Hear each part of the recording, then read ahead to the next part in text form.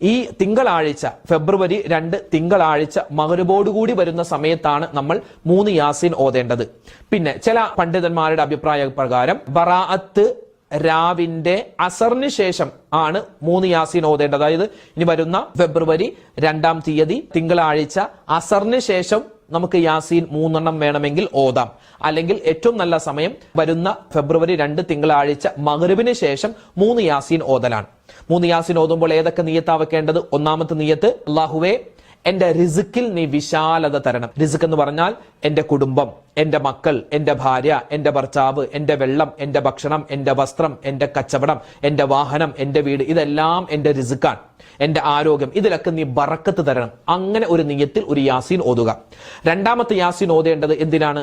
നമുക്ക് ആഫിയത്തുള്ള, ആരോഗ്യമുള്ള ദീർഘായുസ് കിട്ടണം. വെറും ദീർഘായുസല്ല, ആരോഗ്യമുള്ള ദീർഘായുസ് കിട്ടണം. അതിനുവേണ്ടി ഒരു യാസീൻ. മൂന്നാമത്തെ നിയ്യത്ത് നമ്മുടെ ആഖിബത്ത് നന്നാവണം, നമ്മുടെ അന്ത്യം നന്നാവണം. അതോടൊപ്പം തന്നെ മരണപ്പെട്ടുപോയ എല്ലാവർക്കും വേണ്ടി നമ്മൾ ഒരു യാസീൻ ഓതും. അപ്പൊ അങ്ങനെ 3 യാസീനാണ് നമ്മൾ ഓതാറുള്ളത്.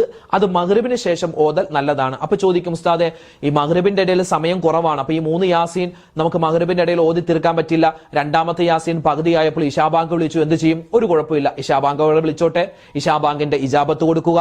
ആ ഇശാബാങ്ക് വിളിച്ചതിന് ശേഷം നമ്മൾ ബാക്കി യാസീൻ പൂർത്തിയാക്കുക. അല്ലെങ്കിൽ ഇശാബാങ്ക് വിളിച്ചു, ഇശാബാങ്ക് വിളിച്ചതിന് ശേഷം ഇശായൊക്കെ നമസ്കരിച്ചിട്ട് ബാക്കി യാസീൻ ഓതാനുണ്ടെങ്കിൽ ഓതി തീർക്കുക. അങ്ങനെ ഓതിയാൽ മതി. അപ്പൊ അസറിന് ശേഷം വേണമെങ്കിൽ ഓതാം, അല്ലെങ്കിൽ മഗ്‌രിബിന് ശേഷവും ഓതാം, കുഴപ്പമില്ല.